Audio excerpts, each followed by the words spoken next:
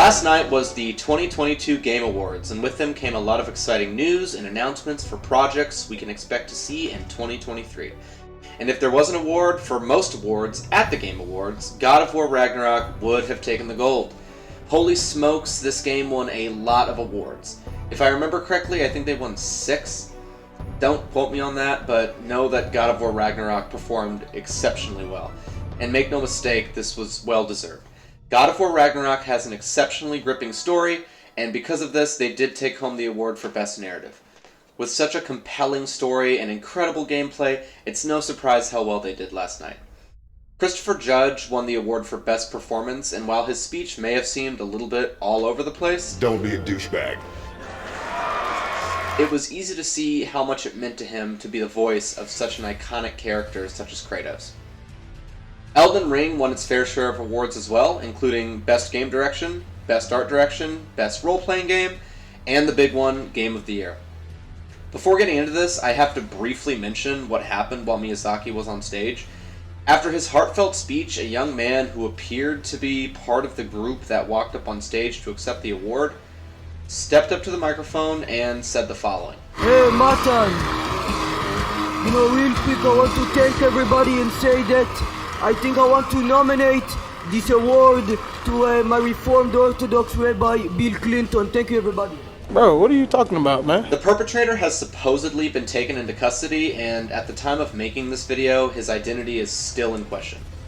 I wanted to mention this because, as someone who watched the event live, I did take notice of him and remember thinking he seemed awfully young to be a part of this group.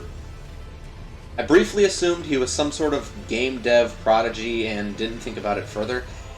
As much as it angers me to see Miyazaki's moment tarnished by this event, I can't help but admire the amount of suave this kid used to get on stage. Like, watching it on the replay, you can see him patting one of the Elden Ring devs on the back and really selling the I belong here attitude. Anyways, moving on. Miyazaki spoke about how honored he was to receive the award and thanked George R.R. Martin for his contribution to the mythos. He went on to say that their success with Elden Ring only emboldens them to aim even higher with future projects.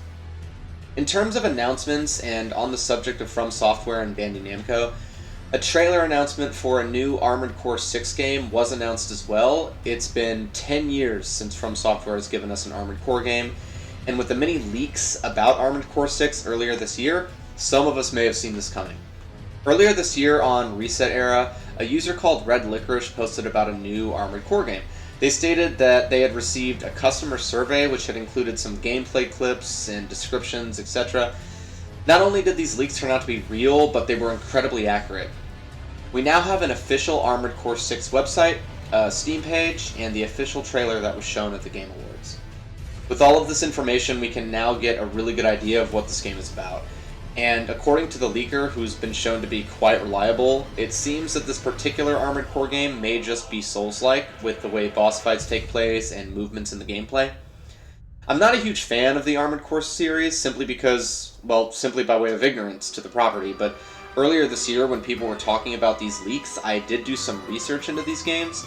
It seems a game like this, leaning into the Souls formula that FromSoft has perfected over the years, could be loads of fun, and I'm most definitely looking forward to this game.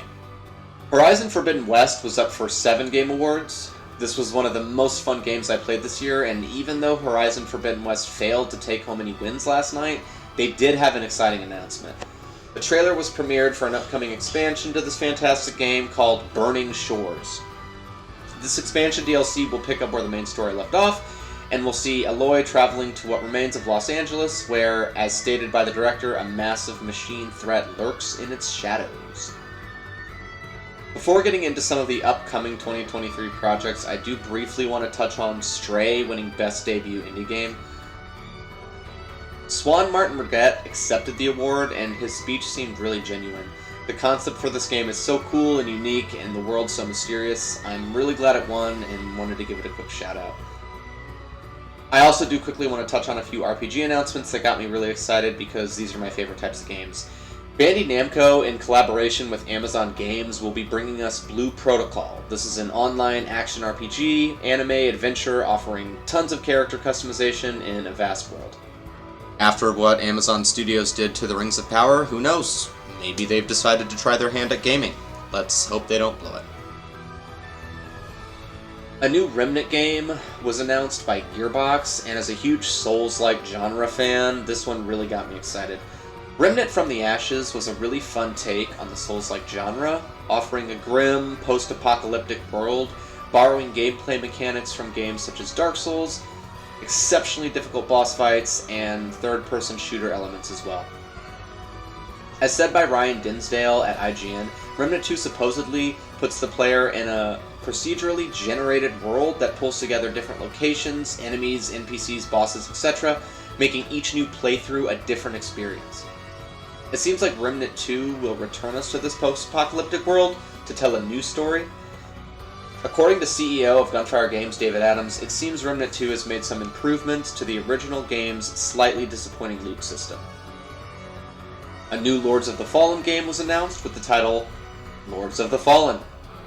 I did enjoy this game, especially years ago when I was dying to scratch that Souls-like itch. The world is said to be at least 5 times larger than the original game, and the trailer looked absolutely beautiful, but offered little in terms of gameplay. And lastly on the list of games that I am particularly intrigued by is an announcement by Blizzard for Diablo 4, with an actual release date. The Diablo games are action RPG style games, with its first installment being released in 1997. The trailer looked great. I've played these games for a long time, and I'm definitely looking forward to playing it supposedly in June of 2023. Well, that's it for this one, everyone. I really hope I've earned your subscription today. For more nerd news, please hit the subscribe button and the bell so you don't miss any videos. Thanks, and have a great day.